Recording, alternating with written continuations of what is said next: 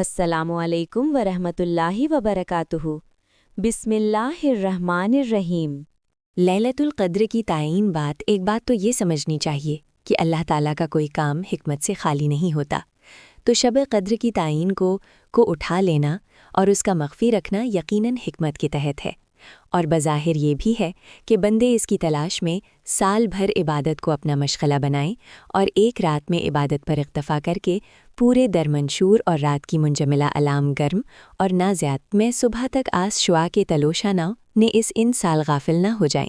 دوست، شب قدر کے بارے میں کیا پوچھتے ہو؟ کون سی ہے؟ اگر قدر جانو تو ہر رات شب قدر ہے۔ اس کے بعد سمجھنا چاہیے کہ اتنی بات تو قرآن کی صراحت سے ثابت ہے کہ شب قدر رمضان کے آیت المبارک میں آتی ہے، مگر تاریخ کی تعین میں علماء کی ہدایت کی روشنی میں مختلف اقوال ہیں جو 40 تک پہنچے ہیں۔ مگر تفسیر مظہری میں ہے کہ ان سب اقوال میں صحیح یہ ہے کہ لیلۃ القدر رمضان کے آخری عشرے میں ہوتی ہے، مگر آخری عشرہ کی کوئی خاص تعین نہیں، ان میں سے کسی بھی رات میں ہو سکتی ہے، وہ ہر رمضان میں بدلتی بھی رہتی، اور ان 10 میں سے خاص کر طاق راتوں 29، 27، 25، 23، 21 میں سے کسی ایک میں احادیث کی روح سے زیادہ احتمال ثابت ہوتا ہے۔ کیا مختلف جگہوں میں مختلف شب قدر ہو سکتی ہے؟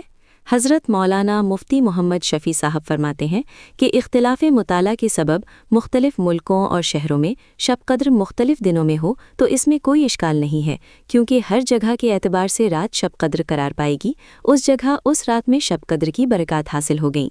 مادر رمضان نے سنری احکام کیا؟ مختلف جگہوں میں مختلف شب قدر ہو سکتی ہے۔ حضرت مولانا مفتی محمد شفیع صاحب فرماتے ہیں، اختلاف مطالعہ کے سبب مختلف ملکوں اور شہروں میں شب قدر مختلف دنوں میں ہو تو اس میں کوئی اشکال نہیں ہے، کیونکہ ہر جگہ کے اعتبار سے رات شب قدر قرار پائے گی، اس جگہ اس رات میں شب قدر کی برکات حاصل ہو گئیں۔ کیا مختلف جگہوں میں مختلف شب قدر ہو سکتی ہے؟ حضرت مولانا مفتی محمد شفیع صاحب فرماتے ہیں کہ اختلاف مطالعہ کے سبب مختلف ملکوں اور شہروں میں شب قدر مختلف دنوں میں ہو تو اس میں کوئی اشکال نہیں ہے، کیونکہ ہر جگہ کے اعتبار سے رات شب قدر قرار پائے گی، اس جگہ اس رات میں شب قدر کی برکات حاصل ہو گئیں۔ مادر رمضان نے سنری احکام کیا؟ مختلف جگہوں میں مختلف شب قدر ہو سکتی ہے۔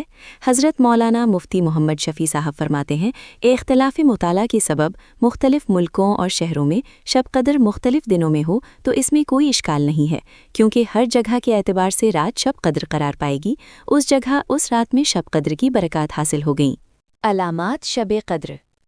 حضرت عبادہ رضی اللہ عنہ نے فرمایا، نبی اکرم صلی اللہ علیہ وسلم نے ہم سے حدیث ذکر کی ہے کہ اس رات کی منجملہ علامات کے یہ بھی ہے کہ وہ رات کھلی ہوئی چمکدار ہوتی ہے، صاف و شفاف، نہ زیادہ گرم اور نہ زیادہ ٹھنڈی، بلکہ معتدل، گویا کہ اس میں انوار کی کثرت سے چاند کھلا ہوا ہے۔ اس رات میں صبح تک آسمان کے ستارے شیاطین کو نہیں مارے جاتے ہیں، اور اس کے بعد کی صبح کو سورج بغیر شعاع کے طلوع ہوتا ہے، ایسا بالکل ہموار کی کیا کی طرح ہوتا ہے جیسا کہ 14ویں رات کا چاند۔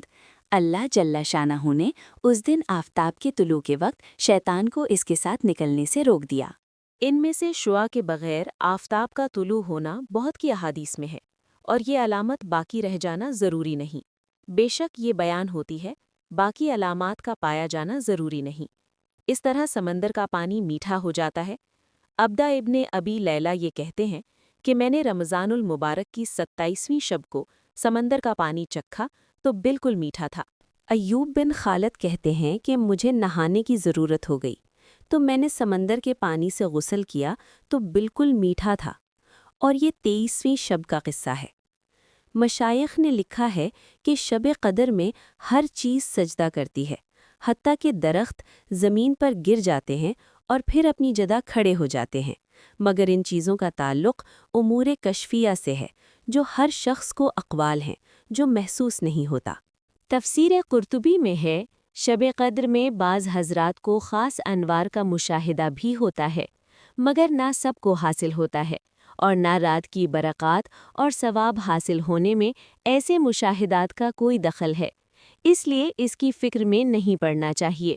تفسیر قرطبی میں ہے، شب قدر میں بعض حضرات